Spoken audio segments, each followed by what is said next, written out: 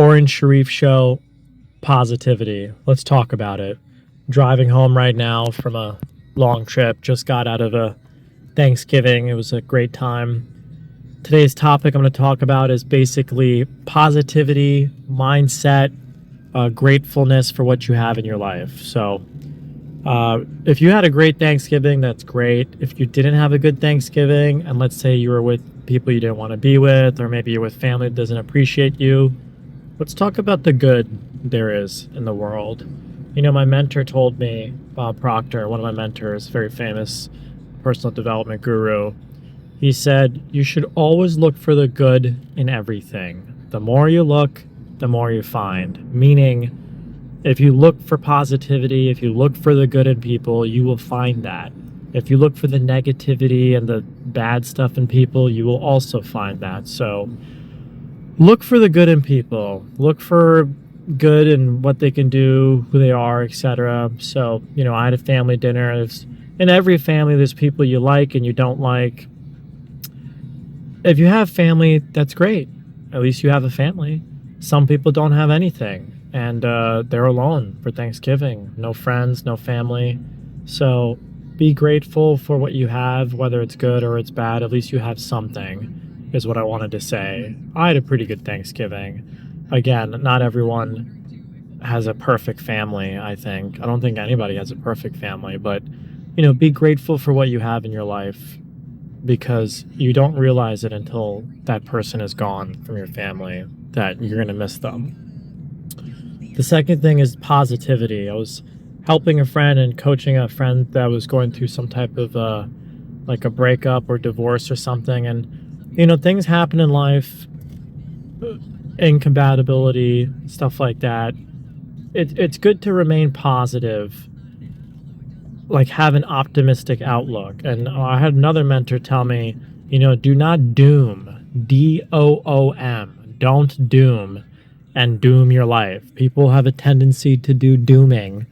It's like a trend where you just like something bad happens and then you start to D-O-O-M, doom them. So I've been a culprit of dooming, you know, like let's say you get in like a small accident in your car and then a doom hits you and you're like, oh no, everything is going to fall apart, my job, my life. You start to spiral out of control and then you doom. So don't do the dooming thing. That never works really in your benefit. Even with the breakup, typically very common with breakups, you doom. Doom is coming. Woe is me. Everything is going to fall apart. Your life's going to be terrible. That's your dooming. So in times like that, it's very emotional experience, going through a breakup, etc. Again, I was coaching a friend about this, so I wanted to give a talk.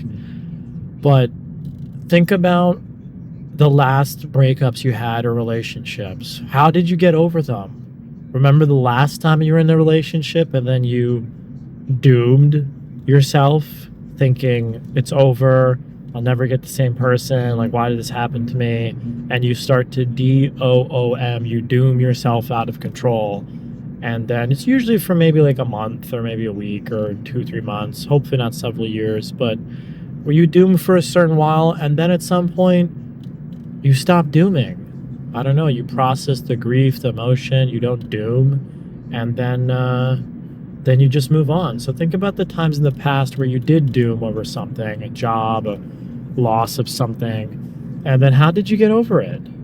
Really think about it. How did you get over that doom scenario that was playing in your head? And if you look back in your life, you'll realize 99% of stuff you were dooming about really didn't even turn out to be that big of a deal in hindsight if you look back several years, you know, whatever happened to you. So if the current state you're in and you're dooming over something like your job or something, etc., just look back and think, how did I get past that last time? How did you get past that? What did you do?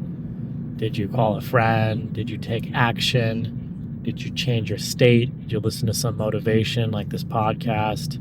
So just think back of like, how did you get out of it last time? And I guarantee you it wasn't because you continued to doom yourself into struggle. So again, very common. People really like to doom. It's like they want to doom and That's not a good thing. It's not healthy for you to do that to yourself. So please, if you're currently stuck in a dooming type thing, just I would say just snap out of it, but focus on what's going to happen next. My friend was going through a breakup, and I said, "Well, after you're done with the breakup, do you have anything to do next week? What are you doing on Monday?" And then instantly her mind started like, "Well, I got to do this. I have to do this art painting. I have to respond to this job offer." And then I got her mind working with like hundreds of other activities and things she could be doing. And after 20, 30 minutes, she almost pretty much practically forgot about dooming. She didn't have time to doom. It's too busy working on the next thing. So the best way to break out of a doom cycle is to stop thinking about whatever that thing is happening or what happened to you, and think about, what do you need to do on Monday and Tuesday? That's usually a very good question. Like, okay, well, what do you have to do next week? And as soon as you start thinking of, oh yeah, I got to do this, I got to do that, you kind of fade away those other issues.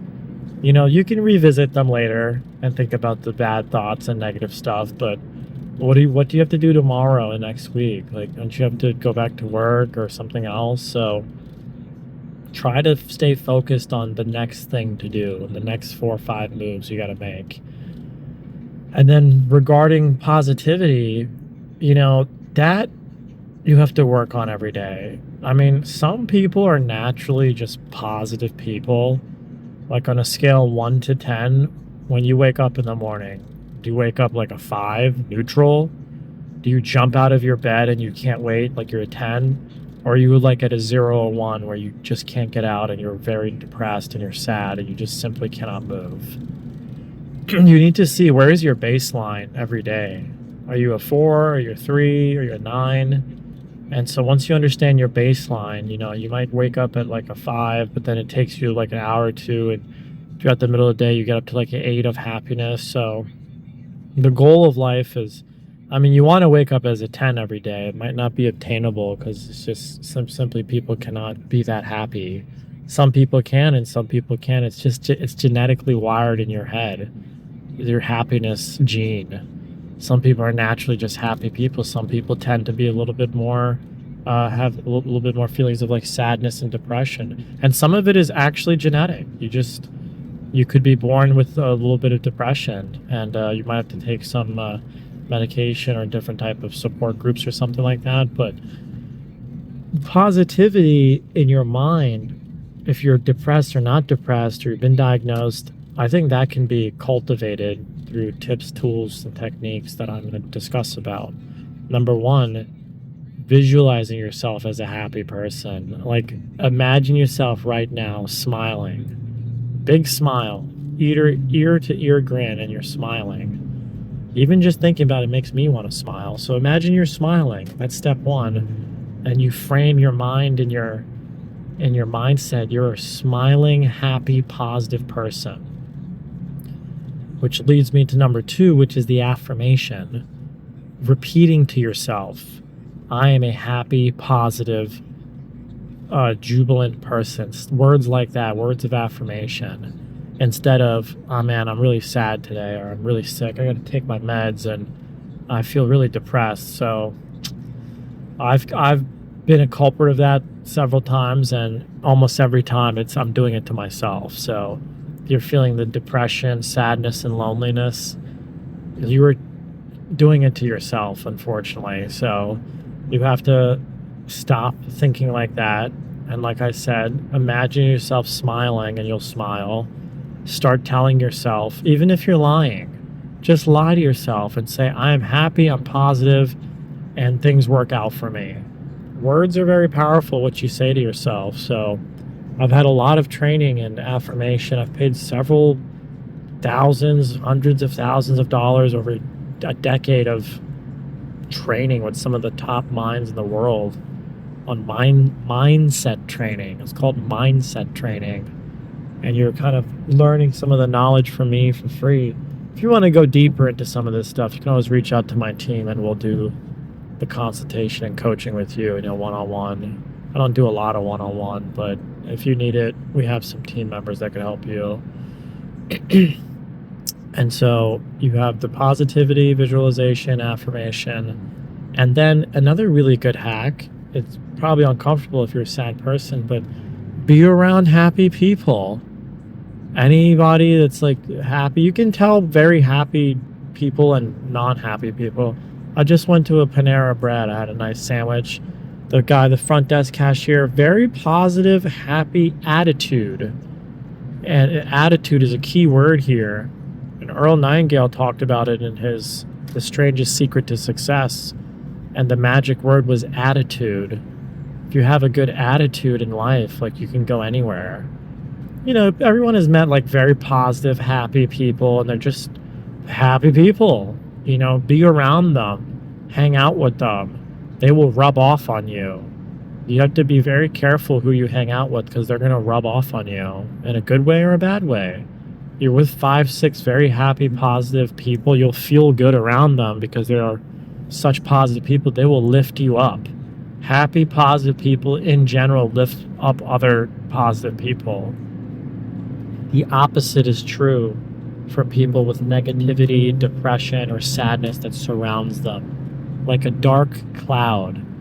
Okay, let's say you're like a shining light bulb and you're sitting at a table with 5 dark cloud people. Their cloud goes over your head temporarily, and then they kind of pull you into like sadness and depression and darkness.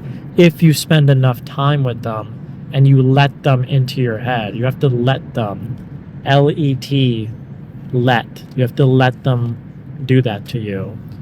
That's why you have to have a very strong mind and mind that's closed off to any negativity. You have to close your mind off to the noise.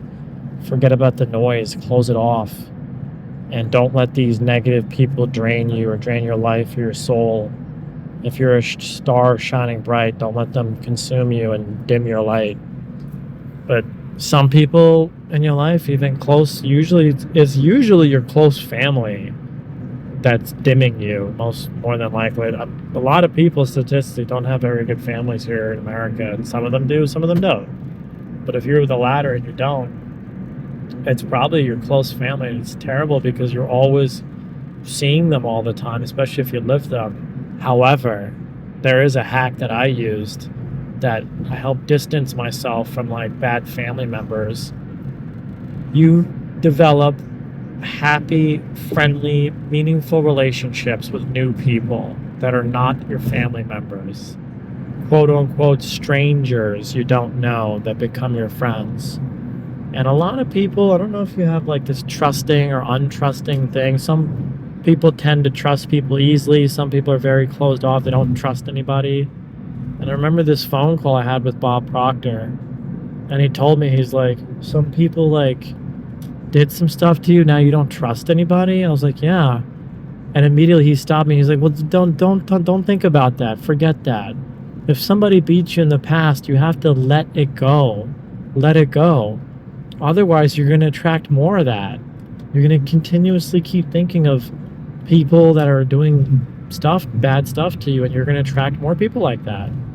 He's like, just forget it. Just let it go. Let whatever happened in the past, just let the whole thing go. And I told him I don't trust anybody. This is back in my 20s. He's like, that's not a good feeling to go around in your whole life. Just, you don't trust anybody ever about anything. You're not a good vibration to be in. You want to be in like a happy, open, trustworthy thing. See the good in people. Yes, if you got beat in the past, you got beat in the past, but you have to let it go and open your heart, your mind, your soul to the world. Once you open yourself up, you're also opening yourself to opportunity and happy people and people helping you. On the flip side, if you open yourself too much, you could have negativity come into your mind. So that's why you have to get very good at filtering. It's called filtering. You have to filter people, thoughts, ideas, opportunity. You need to filter everything. You have to have a good filtering system. As soon as you pick up people's red flags or something, you want to stay away from those people. Stay away from the naysayers and the non-doers. Surround yourself with goal-oriented people that are chasing after their goals or dreams. Those are great people to be around because they will push you to be more of yourself. So I was lucky enough very early on to have 5 or 6 really, really powerful mentors that changed my life permanently. And I surrounded myself with their friends. My mentors' friends became my personal friends and then became my mentors. Us human beings, we're like osmosis. We kind of just like pick up, like you learn a lot through other people, like by shadowing them, by listening to them. I mean, reading helps, but shadowing somebody is really helpful. So shadow somebody who's happy, positive, successful, and you'll pick up their behaviors and their habits.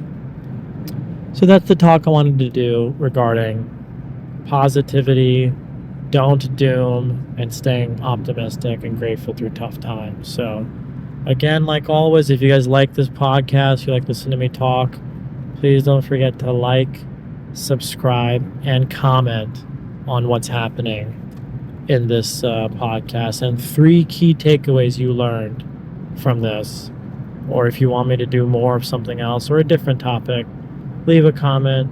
I read all the comments. My team reads them. And like always, thanks for watching and stay tuned for more.